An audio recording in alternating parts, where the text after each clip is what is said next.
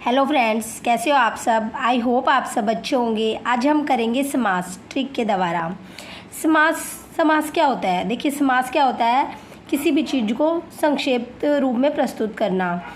मतलब कि किसी चीज़ का विस्तार है, उसे हम छोटा रूप दे देते हैं, तो उसे हम समास कहते हैं। तो चलिए हम करते हैं शुरुआत समास की। समास का क्या अर्थ है, संक्षेप करना।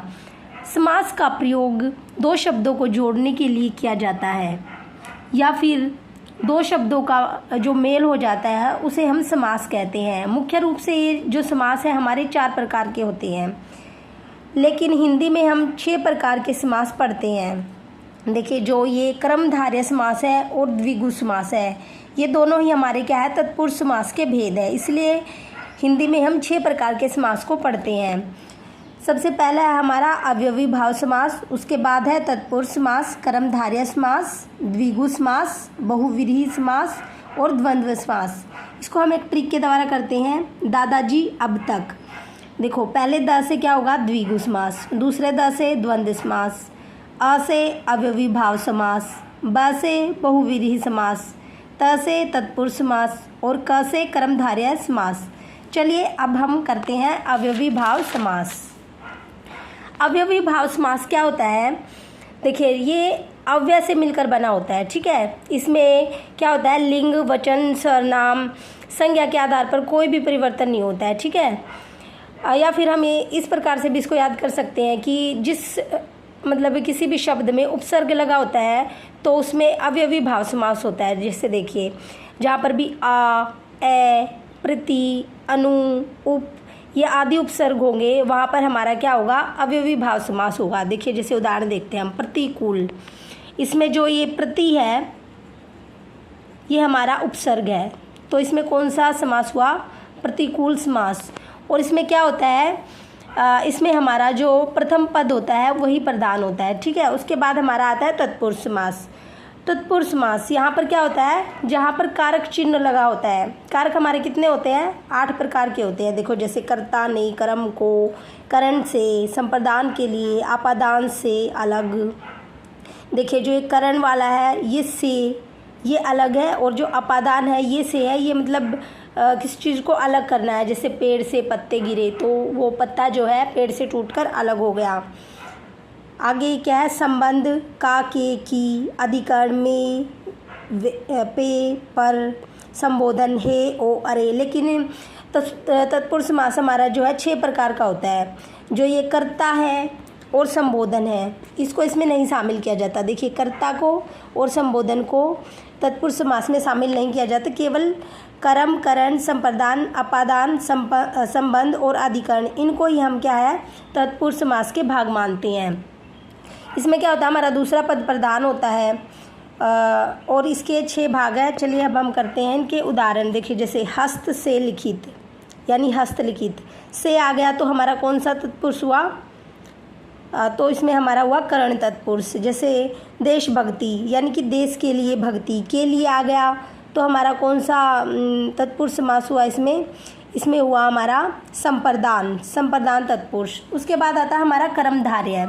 कर्मधारय, इसमें क्या होता है, पहला पद विशेषण और दूसरा पद विशेष्य होता है। अब ये विशेषण और विशेष्य क्या होता है, देखिए, विशेषण वो होता है हम जब किसी चीज़ की विशेषता बताते हैं। जैसे नील कमल, तो इसमें क्या विशेषता बताई, नीला, कि नीला है जो कमल, यानी कि कमल कैसा है, नीला है। तो ये क्या है, हमारा विशेषण है। और विशेष्य क्या हुआ, कमल। मतलब जिस चीज़ की विशेषता बताई जाए उसे हम विशेष्य कहते हैं, ठीक है। तो जैसे नील कमल, नीला कमल, नील गाय, नीली है जो गाय। मतलब कर्मधारय समास में क्या होता है, पहला पद विशेषण और दूसरा पद विशेष्य होता है। उसके बाद आता है हमारा द्विगु समास। इसे पहचानना बहुत ही सरल है, क्यों, क्योंकि इसमें क्या होता है, इसका पहला पद संख्यावाची होता है, ठीक है। जैसे त्रिवेणी, 3 वेणियों का समूह, तो इसमें जो त्रि आया है ये 3 है, ये संख्यावाची शब्द है। तो इस प्रकार से क्या हो गया, द्विगु समास हो गया। ऐसे ही नवग्रह, नवग्रह यानी कि 9 ग्रहों का समूह, ठीक है। नव आ गया तो हमारा क्या हो गया, ये 9, यानी कि एक संख्या हो गई। तो ये हो गया कौन सा समास, हमारा द्विगु समास। उसके बाद आता है हमारा बहुव्रीहि समास। अब बहुव्रीहि समास में क्या है कि इसमें न तो पहला पद प्रधान होता है और ना ही दूसरा पद प्रधान होता है, बल्कि इसमें क्या होता है कि कोई तीसरा ही पद प्रधान होता है। जैसे देखिए महादेव, अब महादेव हम किसके लिए प्रयोग करते हैं? हम शिव जी के लिए प्रयोग करते हैं। जो हमारे महादेव हैं, शिव भगवान है, उसके लिए हम महादेव शब्द का प्रयोग करते हैं। तो यहाँ पर कौन मतलब तीसरा पद प्रधान हुआ, यानी कि शिव प्रधान हुआ।